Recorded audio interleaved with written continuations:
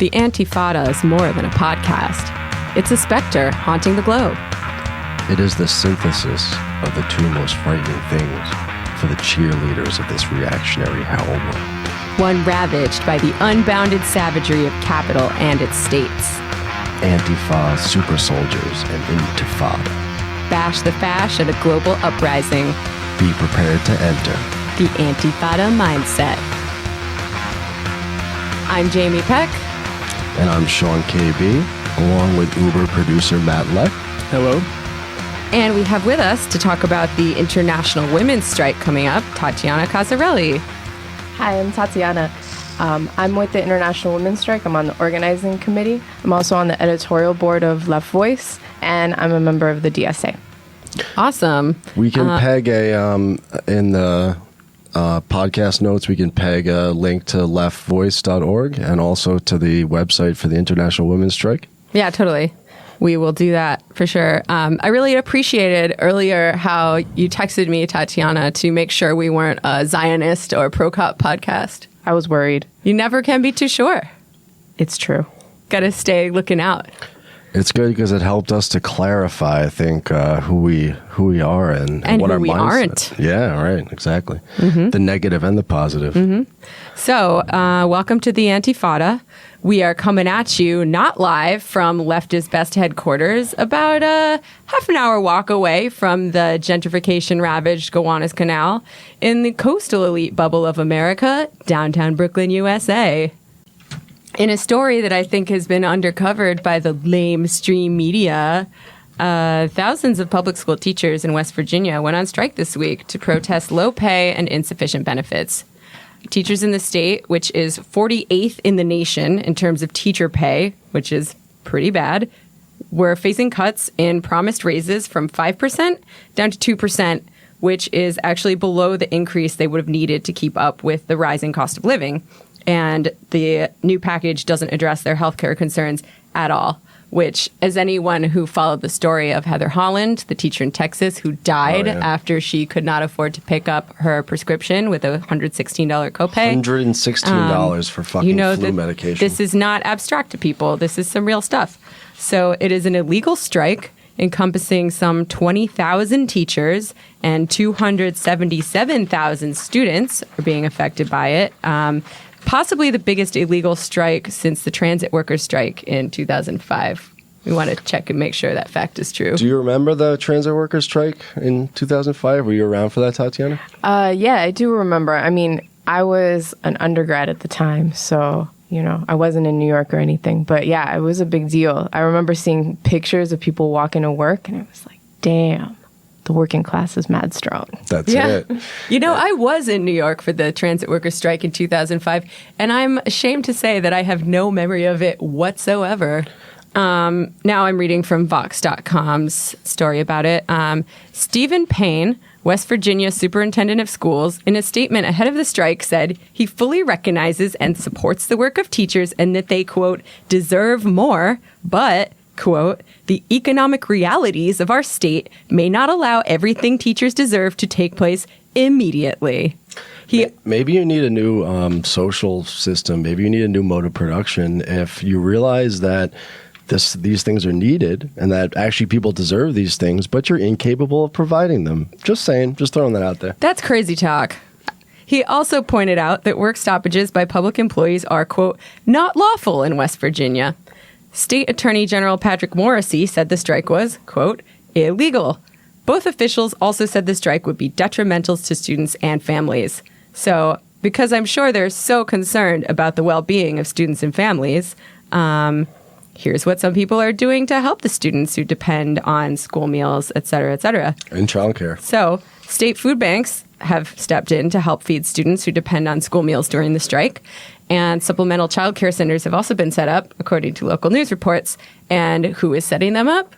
Who is taking care of the students? Well, a lot of the food was donated by food banks, but a lot of it was also paid for by teachers out of their own pockets. So that kind of puts the lie to the fact that teachers don't care about their students, even amid this incredible walkout that they're doing for their own survival. They're still, they take their role seriously as workers and as caretakers and as people who have been forced into this role in social reproduction that produces people. And I think that's, well, maybe you have some more things to say about the strike first before we segue into this interview. I think in a way it is very much like the transit workers strike in 2005 because it's an illegal strike. And as we said, potentially the largest one since that point in time, may even be larger. But I think it's important for the reasons that you're talking about, similar to the Chicago Teachers Union strike, which happened, what, 5 years ago, was it? 2012? Somewhere around then. The reason why the Chicago teachers were successful, well, they didn't they don't have a local Taylor law there to stop them from striking, so they were able to strike legally. But the reason why they were ultimately successful in fighting against Rahm Emanuel, the mayor of Chicago and the scion of the Obama dynasty. I've heard of him. Yeah, Rahm Emanuel, that real fighter for working people.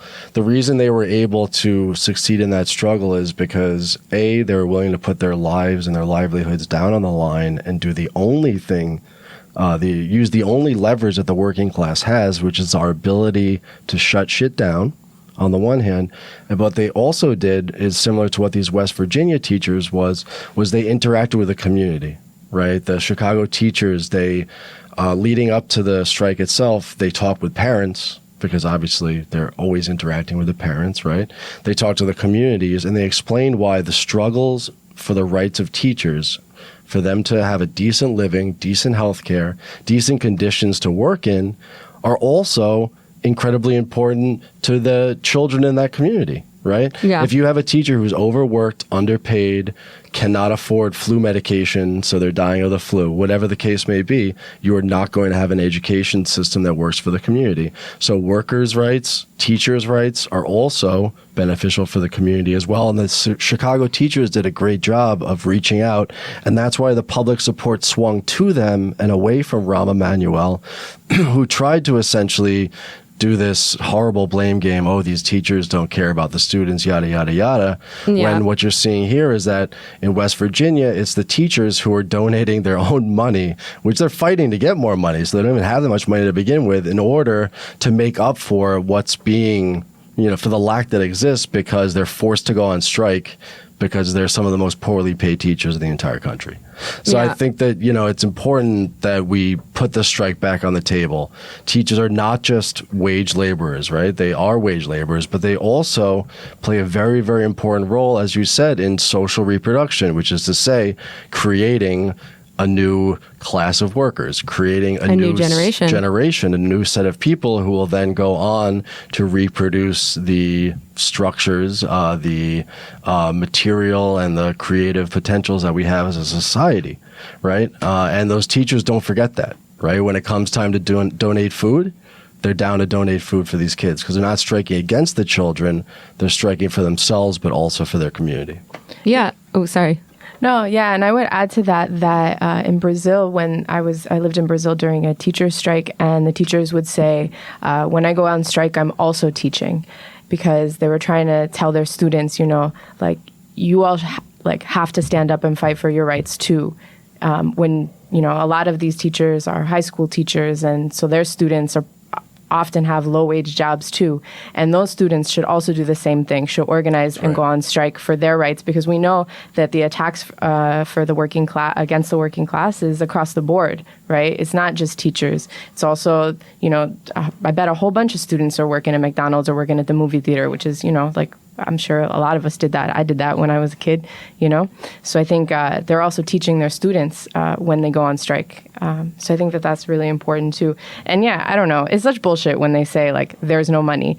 That's literally it's so it doesn't make any sense. We live in the richest country in the world, and Trump just gave these crazy tax cuts to the wealthiest people and this crazy huge military budget, and then I don't know, someone in the U.S. in the government has the nerve to say there's no money.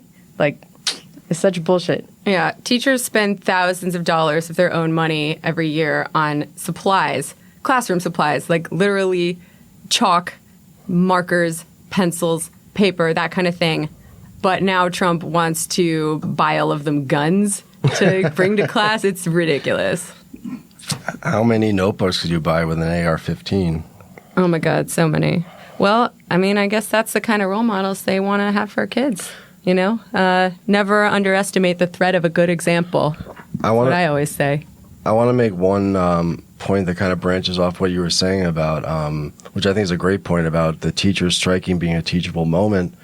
If you look at the two examples that we've talked about, which is teachers going out on strike in West Virginia and Chicago and transit workers going on strike in New York City, in both of those instances, you have some of the last bastions of unionism in the United States of America, right? Teachers are highly unionized still, although that they're trying to take that away. And the transit workers and transportation logistics in general is this choke point in the economy where if those people withdraw their labor, whether that's New York City Transit, whether that's the Amazon warehouses, right, that all these products roll through, whether it's FedEx, that has these giant hubs, where they're moving billions of dollars worth of stuff around, or it's the longshore people, whatever the case may be. It's these last bastions of unionism that still exist, that when they get up and they strike, that's a teachable moment for the rest of the class, because they are the ones left standing and they need to bring people along and show them that not only is the strike the last thing that we have in our arsenal, but it's also the kind of direct action that the entire class needs in order to gain back the power that we used to have, right, that was taken away from us in the past. Yeah. And you're talking about the working class, not just the teachers' class, right? Exactly. Mm-hmm. And, I think that's a lot of why the right has tried to demonize teachers, because so much of organized labor has already been demonized by them. But I think what we were just discussing is a lot of why it hasn't worked. Like, really? You're going to demonize somebody who's making like $40,000 a year and spending their own money on school supplies and just wants to feed their families? Like, I don't think it's going to work. And teach children. Yeah, which is certainly. Very wonderful thing to do. People don't sign up to be teachers so they can get piles of money to spend on like hookers and blow, They maybe there's a couple out there. It's like kind of it's good, obviously. It's kind of a monastic thing to do with your life. You can't be naked on the internet, You make a lot of sacrifices when you become a teacher. So yeah, I think this is a good segue into our interview with our guest, Tatiana Maria Cozzarelli. What is the International Women's Strike, and how did you get involved? Yeah, so I think it's important to sort of go back for a minute to like a little bit of the history of the International Women's Day, because it's actually been around for a really long time. So International Women's Day was created in 1909 by the Socialist Party in the U.S. So it was a socialist event from the start, and it was to commemorate a strike of textile workers, of 15,000 women textile workers in New York, mostly immigrant folks who spoke a whole bunch of different languages and yet came together and went on strike in 1908. And so the Socialist Party calls for International Women's Day. I believe 2 years later, the Second International, that organized communist parties and socialist parties all over the world, sort of makes it an international commemoration. Later in 1917, the Russian Revolution actually starts because of, on International Women's Day. It's a little confusing because International Women's Day is March 8th, but it's the February Revolution because Russia, they had like a different kind of calendar. But anyway. Tsarism kept them backwards, including with their calendar, right? So. It's true. Until International Women's Day. Yep. So the February Revolution actually begins on International Women's Day with all these women going on strike, and you read stories about them like marching through where like there were tons of factories and like calling on male workers to also like come join them in the streets, and they end up toppling the Tsar as a result of the mobilizations that actually begin because of that. So now, over like 100 years later, the International Women's Strike, I guess, is back. And it's in a context of where we've seen a lot of women's mobilizations around the world, right? There were mass mobilizations of women for equal wages with men, for abortion rights, Poland and Iceland. There were mobilizations against femicide in Latin America with the Ni Una Menos marches, which were mostly the biggest in Argentina. And then in the U.S., we saw, the huge women's march on January 20th, as soon as Trump became president. So I think we can say that there's a beginning of a women's phenomena, a phenomena around women's rights going on around the world. And the International Women's Strike says, that we should build on this momentum and fight for women's rights, but we can't, limit ourselves to just fighting Trump or, we have to fight for all women's rights. And that means fighting for the rights of working class women. That means fighting for the rights of women of color and trans women, for the most oppressed women among us. And so really, the International Women's Strike, the call for the International Women's Strike came after January 20th in the U.S.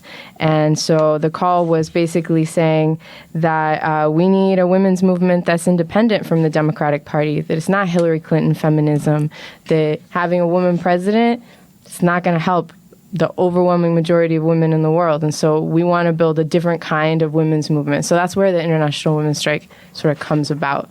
Yeah, I was going to ask you, why is capitalism an important issue when we're talking about women's rights? Isn't feminism more about like the right to get an abortion and work really hard at your job so you can be a girl boss like Sheryl Sandberg and Beyonce?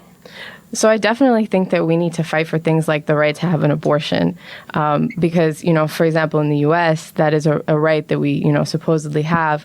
But the way the laws are, in lots of states, it's much more difficult to get an abortion. And if you're a working class woman and, for example, you have like a wait period where you can't, you have to go in and then you have to go in again, like, maybe you can't do that because you got to take time off work. Or, if the abortion clinic is really far away because they closed all the other ones down, if a Planned Parenthood is really far away because they closed all the other ones down, then it's really hard for working class women to even access the right to an abortion in the U.S. So I definitely think we need to fight for that.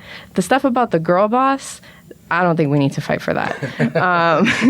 Because I think, it's kind of contradictory, because I do think that the fact that, now we have women presidents and women CEOs and all that stuff, I do think that that's a result of the struggles that, of the fight that women have put up. I think that that's something that, we didn't have and now we have. So in some ways it's a victory that's even possible. But on the other hand, it's like a victory very, very confined in the limits of capitalism, which means that it actually doesn't make the lives of working women and oppressed women any better.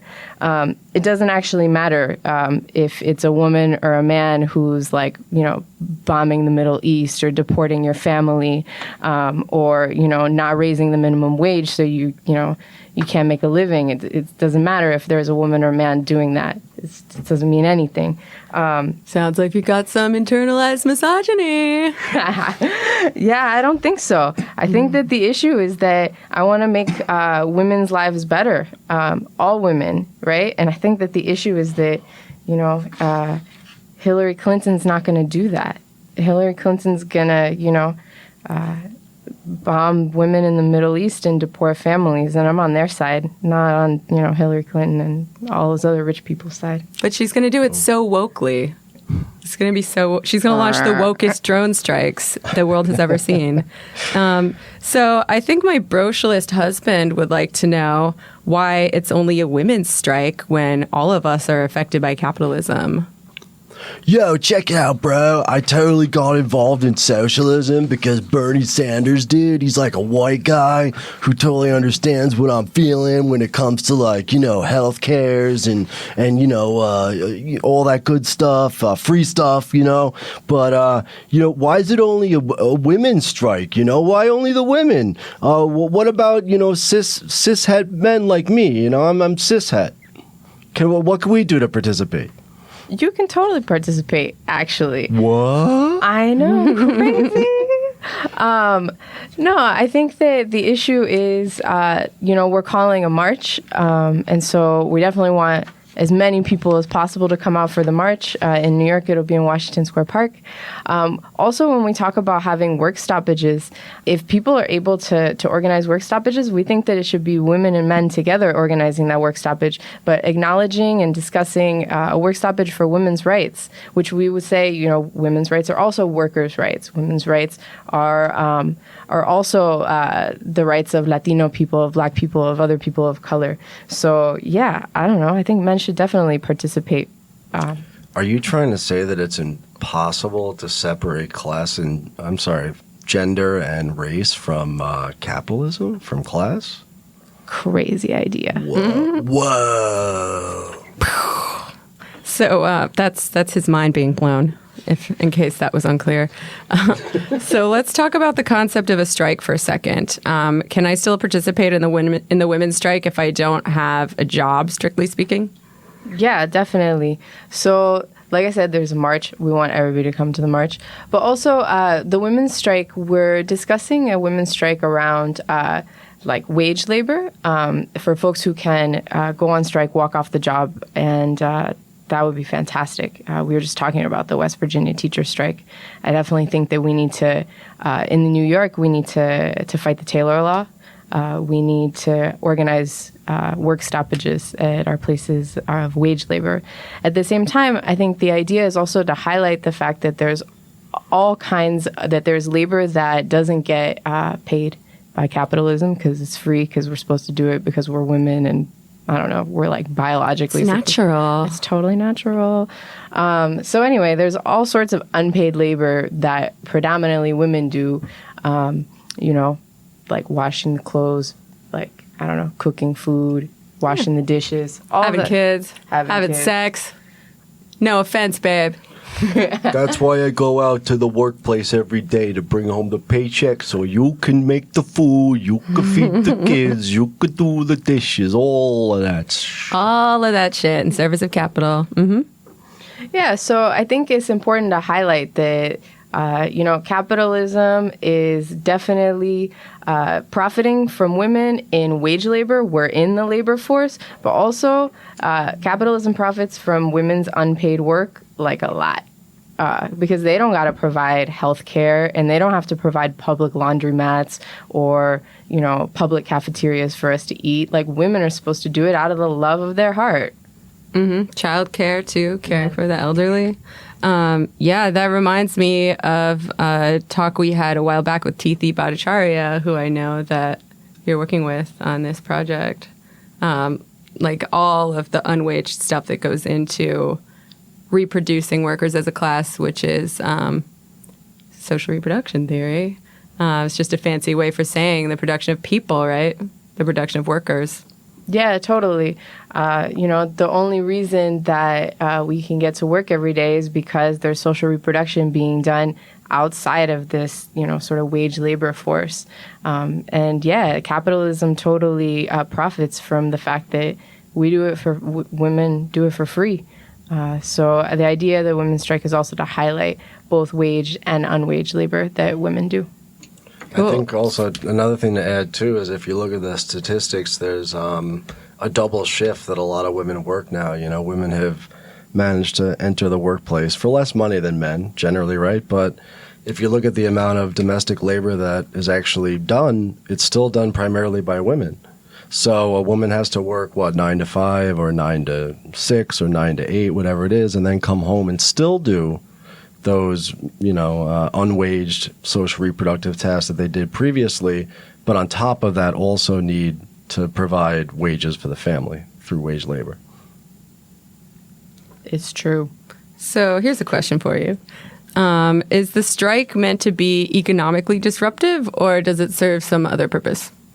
So I think strikes ideally should be economically disruptive. I think strikes, like we were talking about with the teachers' strike, ideally, the point of a strike is to show the power of the working class and not sort of in a, abstract sense, but in the, the capitalists can't profit if we don't work. And in fact, we can shut down the whole city, like we were talking about the subway workers. And so, I think that ideally strikes should be economically disruptive. I think that the thing is that in the U.S., the U.S. working class has been really attacked. And in New York, it's illegal to even go on strike for public sector workers. And so I think we have to attack that. I think we can't just accept that it's illegal to go on strike. And I think that the idea of the women's strike is to begin to take up the idea of a strike again, to reclaim it and say, like, nah, this is the way forward for the working class and the oppressed. I think that the women's strike begins to put the word strike, the idea of a strike, back into the sort of national conversation. I think in other countries, there will likely be more work stoppages. Last year in Uruguay, for example, several labor unions called strikes on March 8th, and whole sectors of the economy shut down that day. In Argentina, a couple sectors also went on strike on March 8th. So I think around the world, we're going to see some work stoppages that will be economically disruptive. I think in the U.S., we need to work towards that as well. Yeah. I mean, I've seen some arguments bandied about by some more, shall we say, traditional Marxists out there who would bristle at the term strike being used because for them that has very specific connotations. The workers of yore, usually men, threatening to walk off a specific job site if certain demands aren't met, as opposed to something more theoretical or discursive. But maybe by calling it a strike, instead of dragging down the idea of the strike, you are bringing it back into the discourse, like you said. I don't know.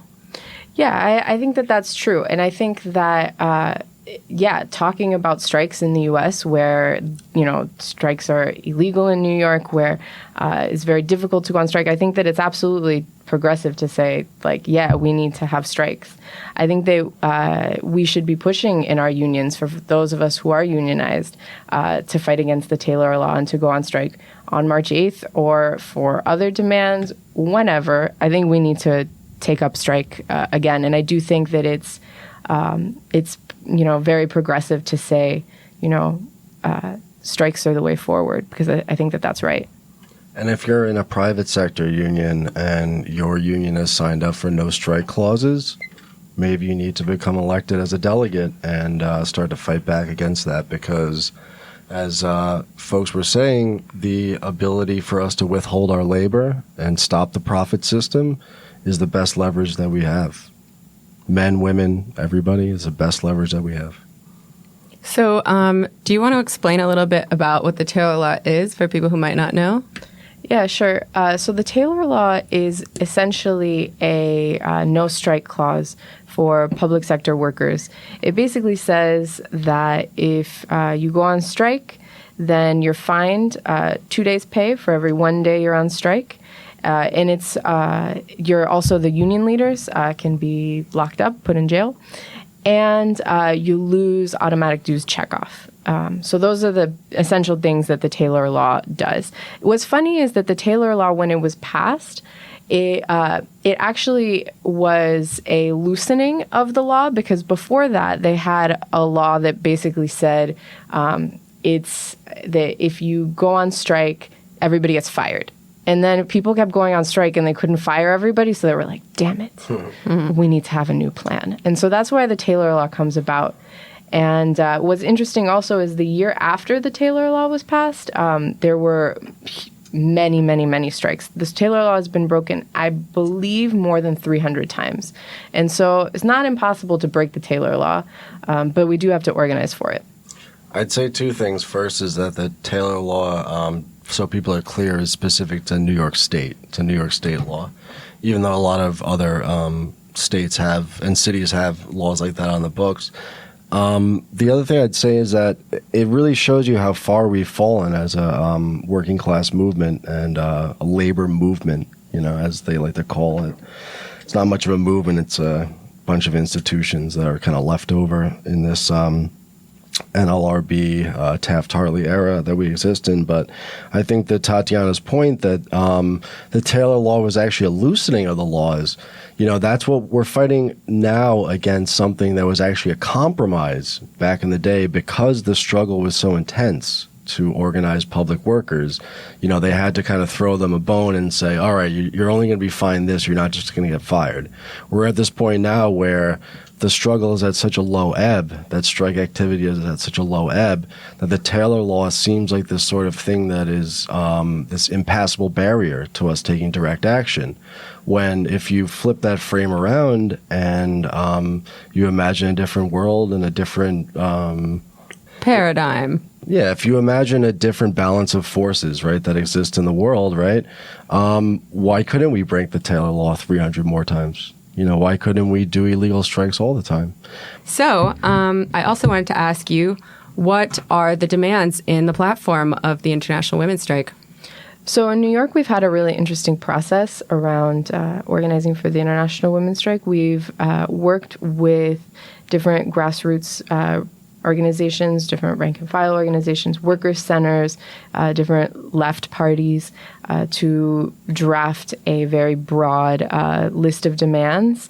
The long list is published on Leftvoice. We published it today. So essentially, everything can be sort of, there's about 7 major points that we're fighting for. One is, women's rights, sort of in a strict sense, right? Reproductive justice, a life free of violence, those kinds of things.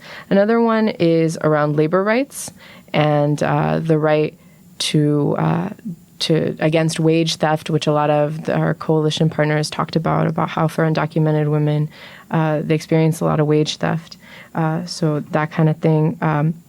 We also talked about, social services, social provisioning, again, for public transportation, public health care, for the New York Health Act, for universal health care. But, in New York right now, the New York Health Act, around immigrants' rights and, against ICE, against the deportations, against Trump's wall. So for immigrants' rights, against the police state, against the prison system, against the police, also for the right of self-determination for and against imperialism. So for Palestine, for a free Palestine, against Zionism, for Puerto Rico, who they still don't have a whole sector, they still don't have power in Puerto Rico, against U.S. intervention in democratic processes around the world, against the drug war, that kind of thing. And so, those are the basic issues that we try to take up, and that the coalition that we've built are bringing up and that we want to fight for on March 8th. Wow, that's a lot of stuff. Yeah, it's a lot of stuff. So about the struggle of colonized peoples, I've heard from some naysayers on the left as well as liberals, who maybe we don't care about that much, that the stuff about post-colonialism or colonized peoples like the Palestinians is sort of shoehorned in to causes like the Women's March and the Women's Strike. And then maybe you should avoid that to keep from alienating certain segments of American liberal feminists who maybe care about Israel, blah, blah, blah. What would you say to that? Yeah, I would say they're so wrong. No, I think that... why include the Palestinians in our strike? Well, I think that it's pretty clear, that, I don't know, Ahed Tamimi is, locked up right now, and we fight for her liberation and for the liberation of, all Palestinian people. I think it's clear that there are Palestinian women that are horribly oppressed because of U.S. aid to Israel, because of Zionism. And so we're on the side of those women, The thing with the category of women is that it's a sort of multi-class, issue. And so you have Hillary Clinton, and we're not on her side, but we are on the side of Ahed Tamimi. And I would also say that, they say, you're marginalizing this liberal sector. And I actually think that those people aren't seeing how the current political moment, I think the current political moment is one where there's increased polarization, right? We see like the right wing and they're going more right and, it's terrible. But then I also think that, more and more people want a real solution, not like the bullshit solutions that the Democrats give, right? A real solution to the problems in our lives. And so I think that, we see among young people that, the majority say like, we need a third party. A whole bunch say like, capitalism isn't really working. There's 30,000 people in the DSA. All of these different people voted for Bernie Sanders. And, there's some critiques of Bernie Sanders, particularly around Israel. But, the point is that I think that there are people who are looking for deeper solutions than, the Democratic Party can give. And so I think that the point of the International Women's Strike is to say, like, you don't have to accept power to the polls, you don't have to accept, the solutions, the very limited solutions that the Democrats are going to give. And it's just a side note about the power to the polls thing, which really pissed me off because speak on it. Yeah. Go off. Because on January 21st, we were all marching at the Women's March, and I went, and I was really excited that there was a lot of people in the street. But at the same time, a lot of the Women's March folks put out signs, and there were a lot of people with signs that said, power to the polls. And we know that means power to the polls to go vote for the Democratic Party. True. And at the same time, the Democrats had shut down the government and were saying it was for the Dreamers. But literally, like 48 hours, the Democrats are like, fuck the Dreamers. Let's fuck it, whatever. Who cares about the Dreamers? And so it's like, so it shows They're playing 20-dimensional chess, Tatiana. It shows so clearly how that strategy doesn't work. And I think more and more people are seeing that. And I think the International Women's Strike wants to show in the streets that there's another option for how we can fight for women's rights that actually gives a real solution to the problems in women's lives in the U.S. and around the world. Yeah, word. I think when you were just talking about expanding the tent just now, it's always a little disingenuous on the part of critics such as Barry Weiss, who I'll get to her later, to say, oh, I feel excluded from this big tent of feminism. You need to grow the coalition in my direction. But by growing it in the direction of Zionism, you're actually shrinking it in a different direction. So, I mean, as much as I want to include every single woman, we do stand for something. And if you're going to include Zionists, that's inherently exclusionary to a whole lot of other people. And she also does the neat trick of making the oppressors look like victims in any situation, which is obviously unacceptable. So what would you say to those who think this strike is only for privileged women who can afford to take an hour or two off and strike without losing their jobs or killing their children? I would say that that's bullshit. I would say that, I don't know, it's really weird to say that, especially as these West Virginia teachers are going on strike. Are we saying that, like, those are the privileged women of the world? They're so privileged because they're going on strike, because they want to, be able to make a living. I think strikes are very clearly not for the privileged. And I also think that this idea of, going on strike, it helps strengthen the whole working class for the fights that are to come, We've seen, we've been so attacked, the working class with, the Janus decision is going to come down soon. Our rights to unionize are, who knows where that's going to go. And I think that, no, a strike is not just for privileged people. I wanted to give an example. In Argentina, there is a Pepsi factory, PepsiCo factory, where they basically make Pepsi products. And they went on strike on March 8th. They organized a work stoppage, and they stopped the whole factory. And so these are folks that are working in a factory, lifting boxes and stuff like that. So not the most privileged sector of the economy. A couple of months later, the factory actually closed down, and the workers voted to occupy the factory and put up a huge fight against the bosses. Hell yeah. And so, and if you talk to those workers, because I did, it was pretty cool.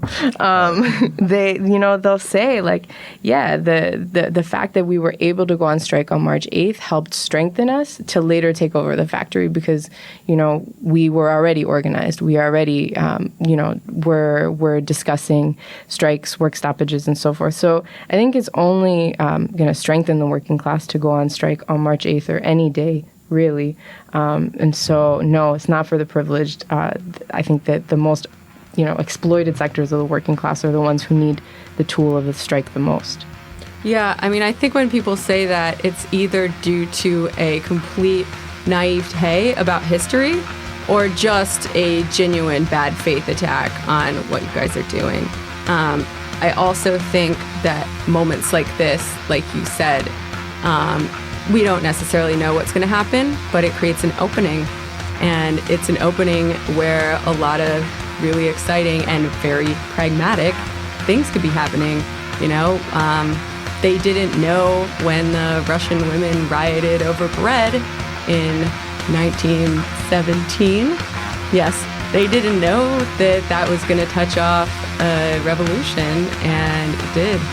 So it's really cool to hear about how women in different parts of the world, all over the world, have used this as a very real opening.